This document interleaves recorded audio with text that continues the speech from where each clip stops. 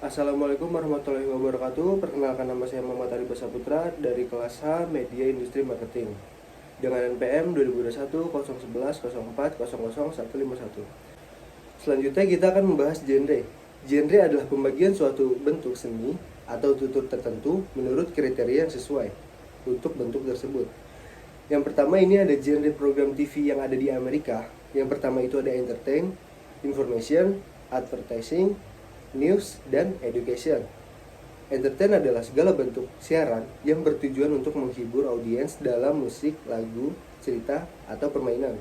Lalu ada information. Information adalah bahan mentah yang digunakan jurnalis saat membuat berita pada tingkat yang paling dasar.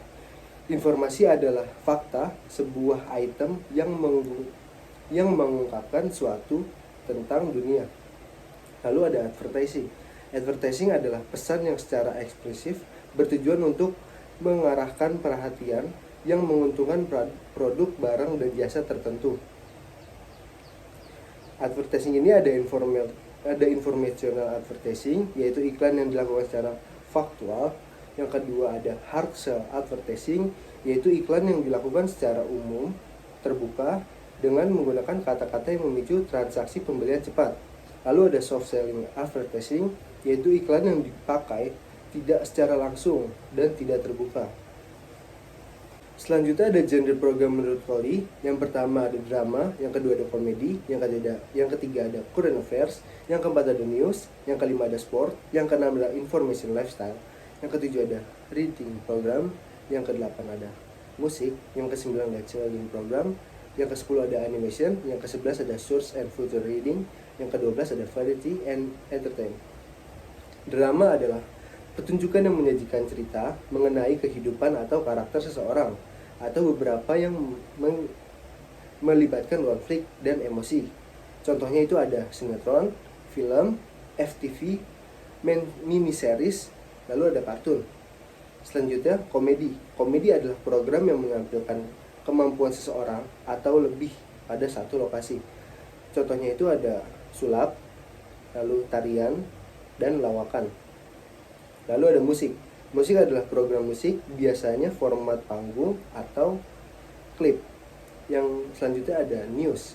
Adalah program berita atau acara berita, biasanya berisi tentang liputan berita dan informasi lainnya.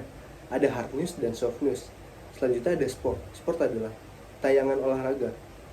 Selanjutnya ada variety show, adalah program acara beragam meliputi pertunjukan musik, menari, atau rutinitas stand up komedi. Lalu ada reality show. Reality show adalah program yang menunjukkan suatu situasi seperti konflik, persaingan, atau hubungan berdasarkan reality yang ada sebenarnya. Namun pada dasarnya, reality show tetap merupakan permainan. Lalu ada children. Children adalah program TV yang dikhususkan untuk anak-anak. Biasanya itu berisi kartun dan animasi. Lalu ada future. Future adalah program berita yang menampilkan berita-berita ringan, misalnya informasi mengenai tempat makan yang enak atau tempat hiburan yang seru. Yang terakhir, saya akan membahas tentang fungsi media massa. Fungsi media massa terbagi menjadi dua. Pertama ada ideal, dan kedua ada komersial. Ideal.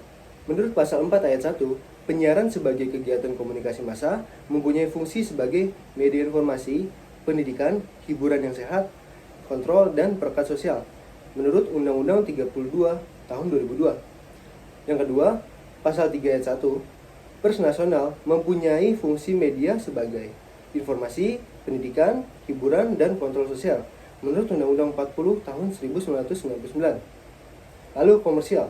Komersial menurut pasal 4 ayat 1, dalam menjalankan fungsi sebagaimana maksud dalam ayat 1, penyiaran juga mempunyai fungsi ekonomi dan kebudayaan menurut Undang-Undang 32 tahun 2002. Yang kedua, menurut pasal 3 ayat 2, di samping fungsi-fungsi tersebut, pers nasional dapat berfungsi sebagai lembaga ekonomi menurut Undang-Undang 40 tahun 1999. Lalu ada arti penting fungsi media massa. Yang pertama sebagai sumber informasi atau news, yang kedua sebagai sumber hiburan, yaitu media massa menjadi entertain yang hebat karena bisa mendapatkan begitu banyak audiens. Yang ketiga ada forum persuasi, yaitu pembentuk opini dan interpretasi atas informasi liputan yang mengandung unsur persuasi. Pesan media yang paling jelas dimaksud untuk keperluan persuasi adalah iklan. Yang keempat, media sebagai perekat, yaitu media massa menyatukan komunitas dengan memberi pesan-pesan yang diterima bersama-sama. Lalu contoh acara televisi yang saya ambil yaitu Tonight Show. Konten yang disampaikan itu talk show.